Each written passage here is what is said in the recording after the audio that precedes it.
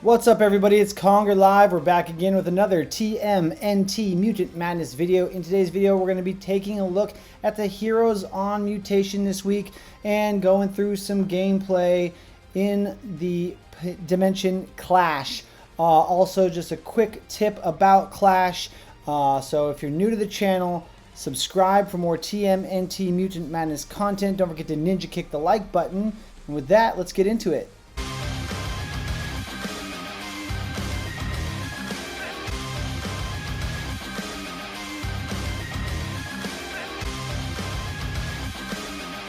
Alright, everybody, remember, we just want to game smarter here, so we're going to take a look at these three mutation heroes. As you can see, my Metalhead is 4-star, level 225, so I am using him.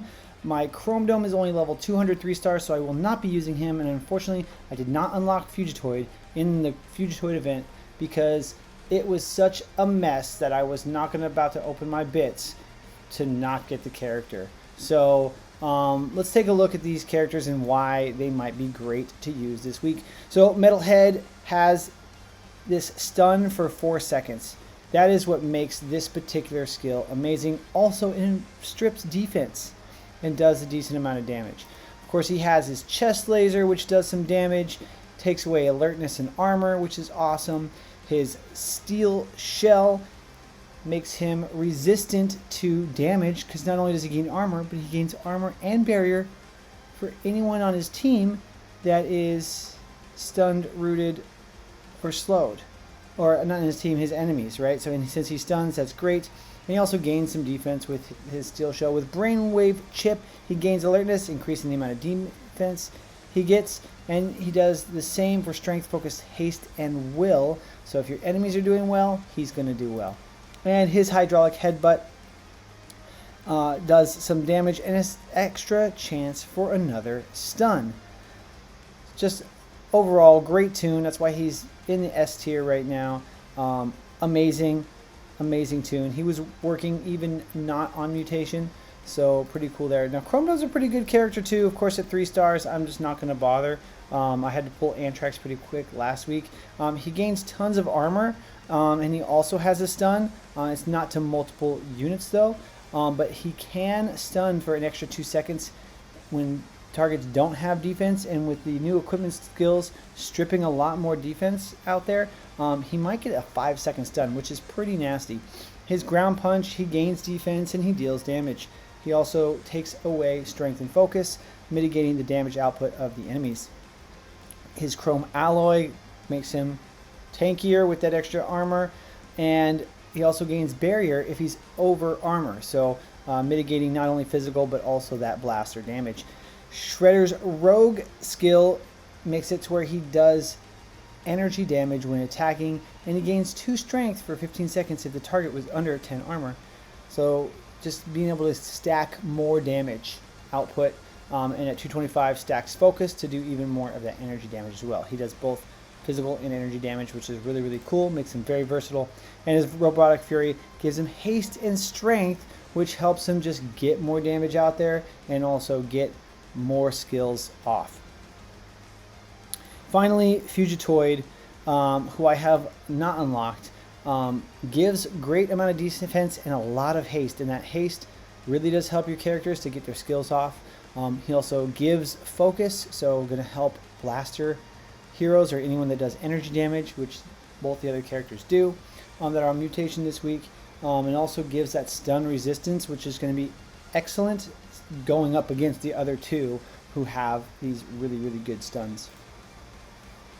He also does some energy damage. I don't know if it's a lot, but he does some energy damage, but the bonus energy damage per haste, armor, and barrier really can multiply if you're able to stack those status effects. He also gains a little bit of armor and does some extra damage to targets under 20 barrier, which is really nice, and then gains will, which will help him get his skills off faster. Of course, it will cap this. He won't gain if he has 40 or more, but still making sure that he's getting his skills off quite regularly.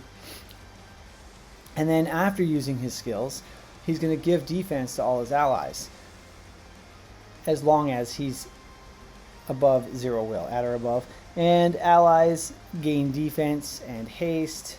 With defense, gain haste. And they can also gain barrier and focus if you get him up to 225, the 4-star. And finally, his fusion shields gives more defense, gives barrier, deals energy damage. Just overall, really, really good support blaster. I've been hearing he's been very clutch from the people who do have him. So let's go ahead and do some battles. Of course, I'm only going to be using Metalhead. First, though, real quick, when we come to Dimension Clash, the rewards should be based on where you end, not where you start. It's always been where you start. Now it should be where you end. So since I haven't done any battles yet, where I've starting this week is at 240. But if we go to, for the first place prize, but if we go to my inbox, it shows that my reward was 220. So this should be the 240 chest that's showing now. I have said it's a bug in Dev Q&A, and I will be submitting a ticket depending on what I hear back from them, because I don't want to open rewards when I should be getting bigger ones. So we'll see what they do about that. Okay, so let's go do some Dimension Clash. I'm just going to put it on auto. Of course, now we just want to get as high as possible with these new potential rewards. Now I'm in this 300 to 500 range, so getting into the next bracket above 500 may be quite difficult. You can see the other tunes I'm using: April, Shredder, Attila, and Dreg, which I feel are very core for me, being that I have Shredder at 5 stars, and Dreg is just amazing. And I had 4X and auto off. That's not good. Off to a rough start. But let's see here. We got 1, 2, 3, 4 5-star heroes up against us when I only have the one. Dreg could still turn this around though. He's getting a lot of skills off. Also with Metalhead pulling off some stuns there. Uh-oh. Dreg being stunned is not good, because if he can't use his skills, he is just a sitting duck. There we go. And we are going to pull this off. Wonderful. And we're just going to keep on keeping on. If I get any ad prompts, I'm just going to skip them for the sake of time. Which mutation characters are you guys using this week? Make sure you leave a comment down below. Which of these 3 do you find as the best? Definitely, without any personal experience with Fugitoid, I definitely think Metalhead's the best. Not only for me because he's my only 4-star, but overall, he is just an amazing tune. Now, Fugitoid, excellent support for this team comp this week. If I were to only use 2 of the 3, I think Chrome Dome would come off the bench, would be on the bench, because I just feel the other 2 kits are more complementary. Now, when Chrome Dome and Metalhead first came out in the Bot Night season, Chrome Dome was shining and Metalhead wasn't quite doing enough yet. But I think that part of the reason why we thought Chrome Dome was so good is because a lot of the whales who were giving us advice had him at 5 stars, and we only had the 4-star Metalhead to compare him to. But of course, once we were able to buy the 5-star Metalhead, which you can see I'm fighting against one now, and we've been able to get some feedback, Metalhead outshines Chrome Dome. So if I had to pick one of those 2, I would definitely be choosing Metalhead. This is not looking good. We've lost our damage dealers. They have a stronger Metalhead still up. They have more characters. We are definitely going to lose this one. But that is okay. Now, there is a slight advantage to the attacker. It's not enough for my Metalhead to turn this around, I don't think, being that he's only 4 stars. But that slight advantage is that when your heroes use their skills, there's a slight pause in the gameplay.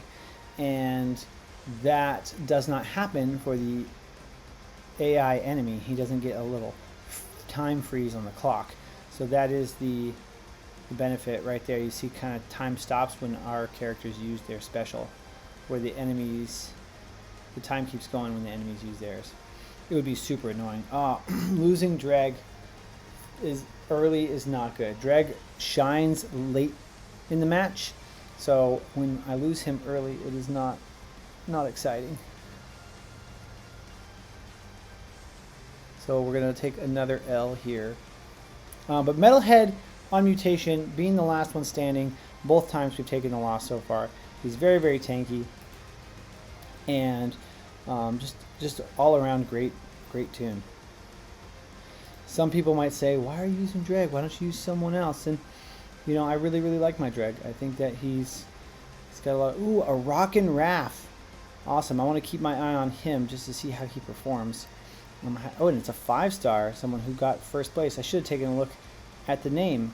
It was there. Oh, Rockin' Raph eliminated really quickly by my Attila, but my Attila then dropped quite quickly. It's a 4-on-3 though, so looks like we should be able to pull this off. April hanging on by a thread.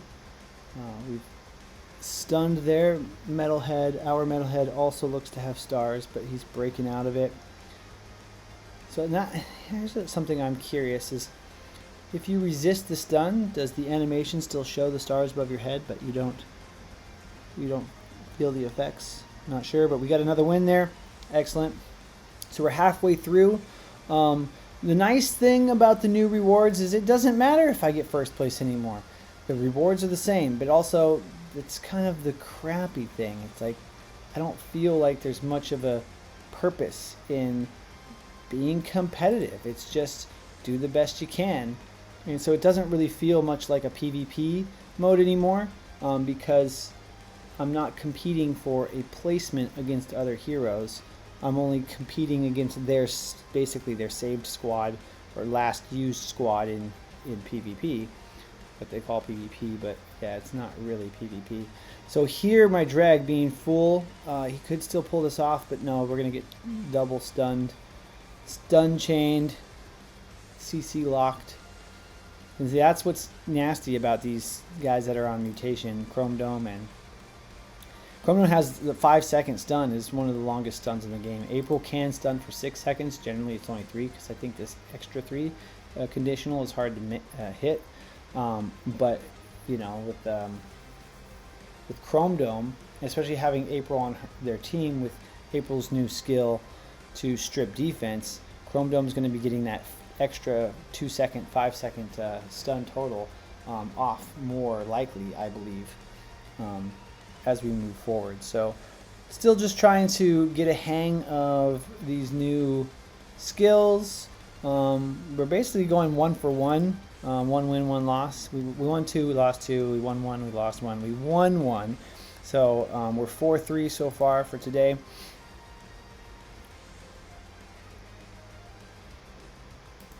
And we want to keep on. There's a Fugitoid, and he stays hanging back. Oh, nasty. Attila's getting melted. So Attila's great, but if he dies too fast, not so great there.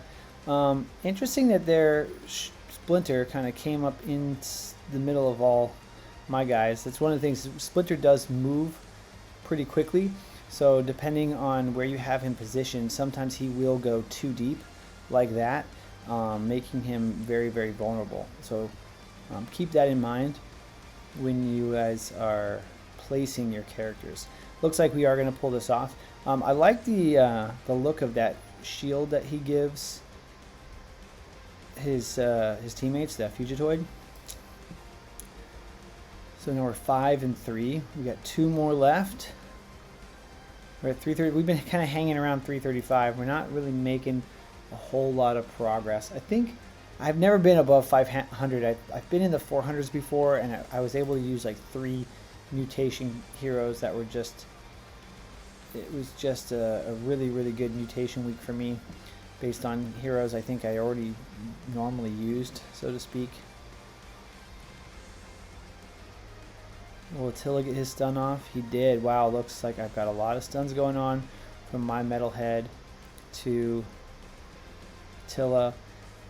That's really helping out the timing of our stuns, because if the enemy got their stuns off first, it may have gone the other way, and we pulled that out. So we're definitely more than 1 for 1, more wins than losses.